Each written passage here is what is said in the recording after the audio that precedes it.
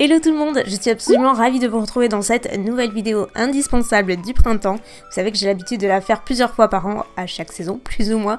Et c'est une vidéo que vous avez l'air d'apprécier, donc j'ai décidé de la refaire en vous proposant mes indispensables, que ce soit make-up, vernis, même une recette et bien plus encore. Donc sans plus tarder, commençons.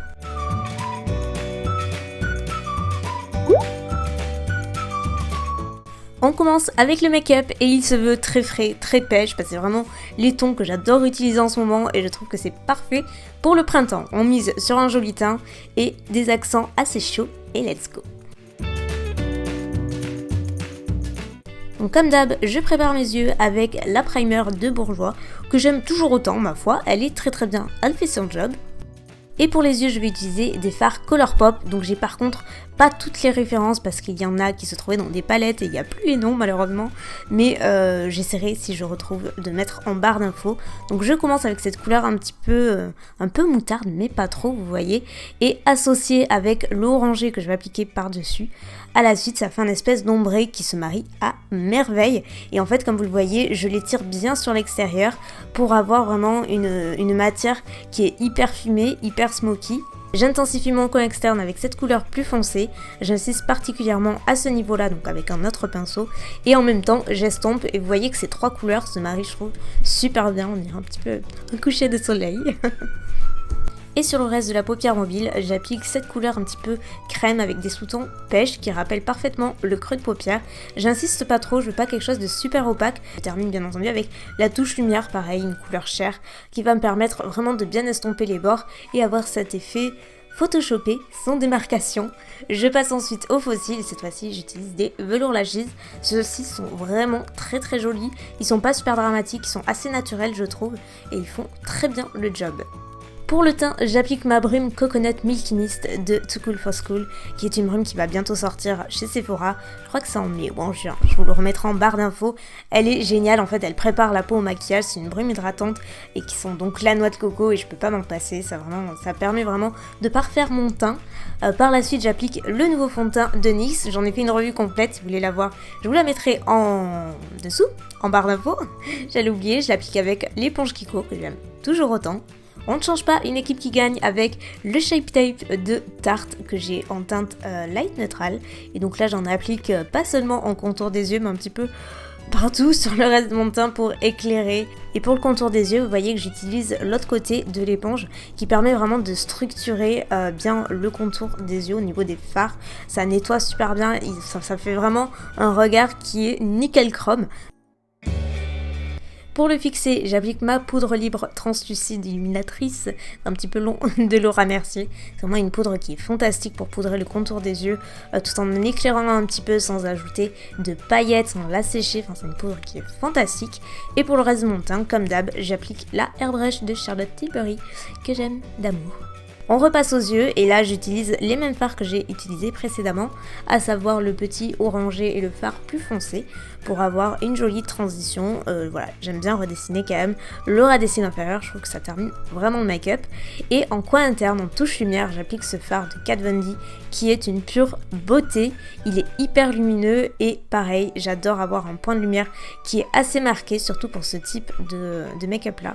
Je trouve que ça fait toute la différence.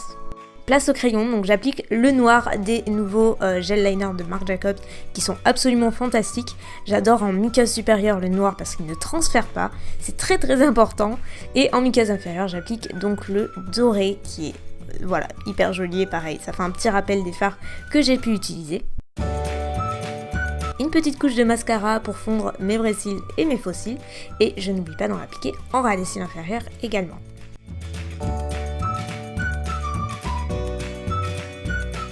Pour le bronzer, j'ai voulu changer un petit peu parce que j'utilise toujours le même.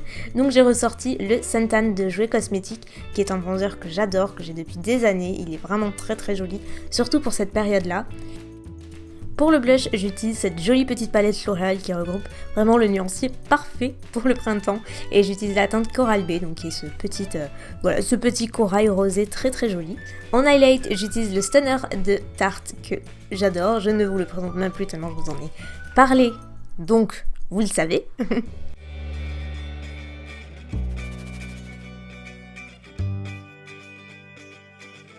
Donc après avoir redessiné le contour de mes lèvres avec un crayon Make Up Forever, je mixe ces deux teintes des Ultra Satin Lip, je crois, ou l'inverse, de Colourpop aussi.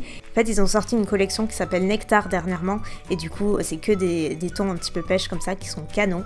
Et du coup, j'ai mixé ces deux teintes parce que je trouvais que le corail seul était un petit peu trop vif et l'autre était trop terne. Donc vous voyez que les deux, c'est parfait, ça apporte la touche de couleur qui est nickel, qui fait bonne mine et qui fait toujours plaisir et qui va à tout le monde. Comme chaque année, je vous partage ma petite sélection de vernis de saison, donc sans plus tarder, je vous les montre. Does he love you better than I can? There's a big black sky over my town. I know where you're at, I bet he's around.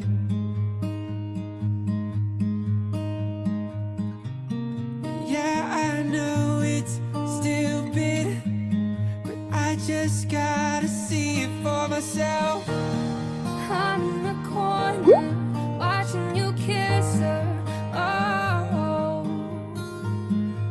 and I'm right over here. Why can't you see me? Oh, and I'm giving it my all. I'm not the girl you're taking home. Oh, I keep dancing on my own. I just wanna dance all night.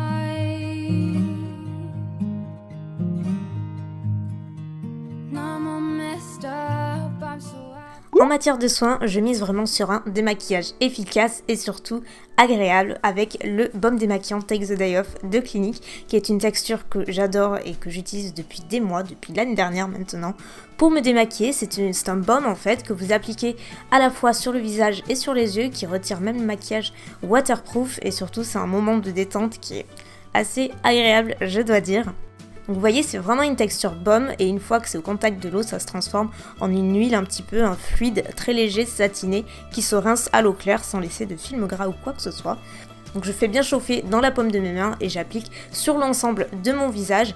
Donc je fais bien des mouvements circulaires et vous voyez que ça dissout complètement le maquillage, que ce soit au niveau des sourcils, des yeux, des lèvres, ça dissout absolument tout. Là vous voyez, j'avais les faux cils et c'est pareil, il n'y a aucun souci. J'émulsionne ensuite avec un petit peu d'eau et c'est là que ça se transforme en une texture un petit peu blanche, et donc je rince à l'eau claire.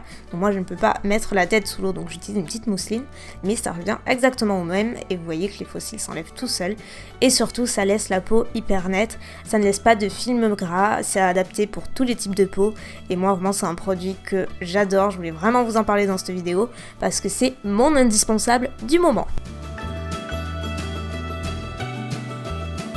Avec la petite recette qui va bien et qui est parfaite pour le midi, comme ça, sans prise de tête. Et en plus c'est tout coloré, c'est parfait, c'est tout joli et c'est surtout très bon. Il s'agit de quesadillas au poulet et au fromage. C'est aussi bon que beau.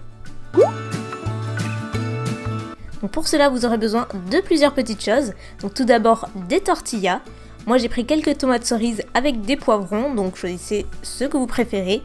Quelques aiguillettes de poulet, donc là j'ai pris des filets que je vais couper ensuite, un peu de râpé et les épices de mon choix, donc là j'ai choisi du paprika et du persil. Et j'ai oublié l'oignon également, mais il en faut. Donc là je coupe mes filets de poulet en une espèce de petit dé, voilà, pour que ça cuise quand même bien et que ce soit pas trop gros pour les petites tortillas. Ensuite je passe au poivron, pareil, que je coupe et que je coupe bien en petits dés. Je fais la même chose en fait pour absolument tout, que ce soit les poivrons, le poulet et même les tomates.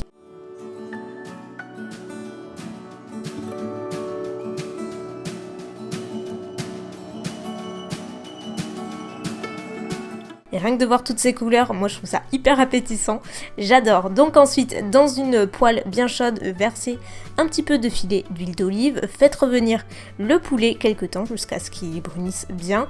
Moi j'ajoute également le paprika en fin de cuisson, juste pour lui donner cette petite couleur et cette petite saveur que j'aime beaucoup. Vous pouvez utiliser l'épice de votre choix, ne pas en utiliser aussi bien entendu. Dans un deuxième temps, je fais ensuite revenir un peu d'oignon avec le reste des tomates et des poivrons et j'incorpore mon mon poulet tout simplement, et là je laisse revenir un moment juste pour que ça mijote bien et que toutes les saveurs prennent ensemble et que ça cuise. C'est assez rapide, hein, ça prend pas très longtemps. Maintenant il faut garnir la tortilla et c'est la partie fun. Donc moi je commence par une couche assez généreuse de râpé parce que c'est un petit peu la vie, c'est ce qui fait la différence. Donc vous en mettez comme vous aimez. Vous garnissez de la préparation du coup que vous avez préparé, poivron, tomates. Vous pouvez rajouter tous les ingrédients qui vous plaisent. Moi je fais poulet, mais vous pouvez mettre vraiment ce que vous souhaitez. Et je rajoute bien généreusement du râpé avant de refermer ma tortilla. Et donc là pour la cuire, vous avez deux façons. Soit à la poêle, ça fonctionne très bien. Si vous avez un appareil à panini, comme moi, c'est encore mieux parce que c'est beaucoup plus rapide et ça prend vraiment la forme. Mais sachez que c'est complètement facultatif, vous pouvez complètement la faire cuire à la poêle. Ça fonctionne très très bien aussi. Et là forcément vous faites cuire jusqu'à ce que le fromage est bien fondu, ça prend environ 5 minutes et c'est succulent, donc juste je vous conseille de le déguster chaud avec une petite salade si vous le souhaitez et c'est super bon, même entre potes et tout, c'est super sympa. On pourrait croire qu'on a mis beaucoup de temps, mais en fait pas plus que ça, hein. Ça fait son petit effet, vous m'en direz des nouvelles. Sur ce moment gourmand, la vidéo est terminée. J'espère de tout cœur qu'elle vous aura plu. Si c'est le cas, n'hésitez pas à la liker. Et puis de toute façon, moi je vous dis à très bientôt dans la prochaine vidéo. Plein de bisous.